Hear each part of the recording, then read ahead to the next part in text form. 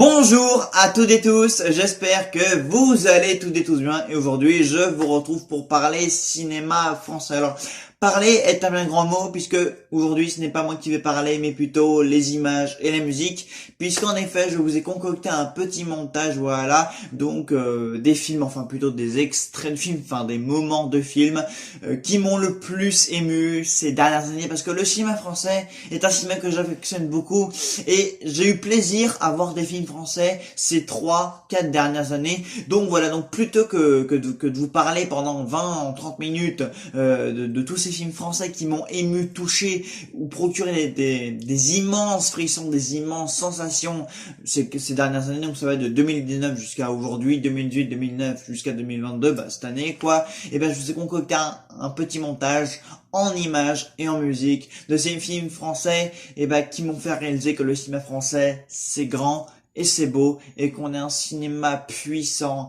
fort et tout simplement incroyable. Donc j'espère que le montage vous plaira. Dans la description, vous aurez le nom de tous les films donc montrés dans ce montage, voilà, au cas où vous aurez donné envie de découvrir des films, voilà. Donc pour celles et ceux qui ont déjà vu les films, j'espère que le montage vous plaira.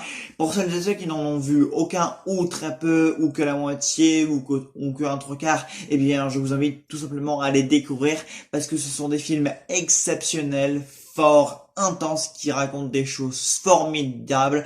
C'est des drames, des comédies, des films un peu romantiques, des comédies, des mélodrames, enfin bref, on en a pour tous les genres, pour tous les goûts. Voilà, alors évidemment, ce sont basés sur mes goûts personnels. Voilà, peut-être que ça ne vous plaira pas, peut-être qu'il y en a que vous avez détesté. Bref, ça plaira peut-être à tout le monde, ça ne plaira peut-être à personne. Mais en tout cas, j'ai pris beaucoup de plaisir à vous faire ce montage. Donc sur ce, je vous laisse et je vous dis à très très vite dans une nouvelle vidéo. C'est parti.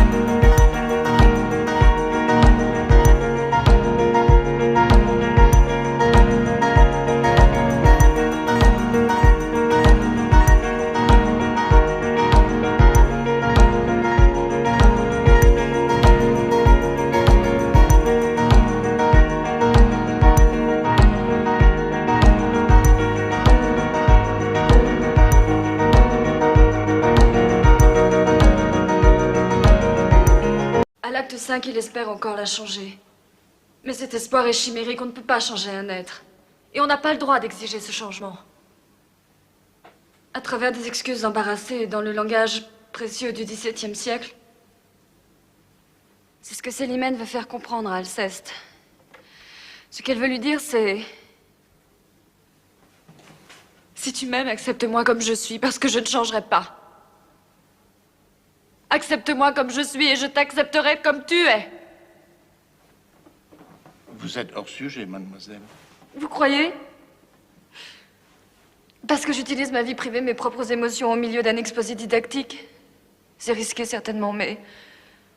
Si je prends le risque de vous parler de l'amour et de l'amour propre aujourd'hui, c'est parce que rien n'a changé et qu'il est aussi difficile qu'au XVIIe siècle de concilier l'amour et l'épanouissement personnel.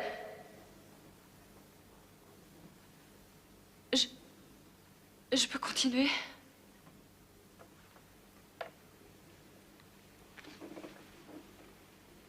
Je vous en prie. Alceste est intransigeant Égoïste, possessif. Célimène est légère, irresponsable, infidèle. Mais s'ils acceptaient leurs défauts, s'ils parvenaient à sourire de leurs différences, ce serait la victoire de l'amour sur l'amour propre. Seulement ces sacrifices ne sont dignes que d'un grand amour. Et comment reconnaît-on un grand amour? Le jour où l'on s'aperçoit que le seul être au monde qui peut vous consoler, c'est celui qui vous a fait mal. Alors on sait qu'on est un couple. Le misanthrope, comédie ou tragédie? Musset disait en sortant d'une représentation, lorsque l'on vient d'en rire, on devrait en pleurer. Et c'est vrai. Assister à l'échec d'un grand amour, c'est terriblement triste. Imaginer les deux héros à jamais rejetés au désert de leur solitude, c'est une désolation. Je crois que c'est cela le message de Molière pour nous tous à travers le temps. Oui, c'est à vous, s'il vous plaît, que ce discours s'adresse. Y a-t-il quelqu'un parmi vous qui aime assez l'être qu'il dit aimer pour préférer son bonheur au sien? Pour le laisser vivre à son rythme, pour pleurer de ses déceptions, rire de ses joies? Et je terminerai avec ces mots d'Alfred de Musset. Tous les hommes sont menteurs, inconstants, faux, bavards, hypocrites, orgueilleux et lâches, méprisables et sensuels. Toutes les femmes sont perfides, vaniteuses, artificieuses, curieuses et dépravées. Mais il y a au monde une chose, sainte et sublime, c'est l'union de ces deux êtres si imparfaits et si affreux. C'est dans On ne badine pas avec l'amour, scène de acte 5.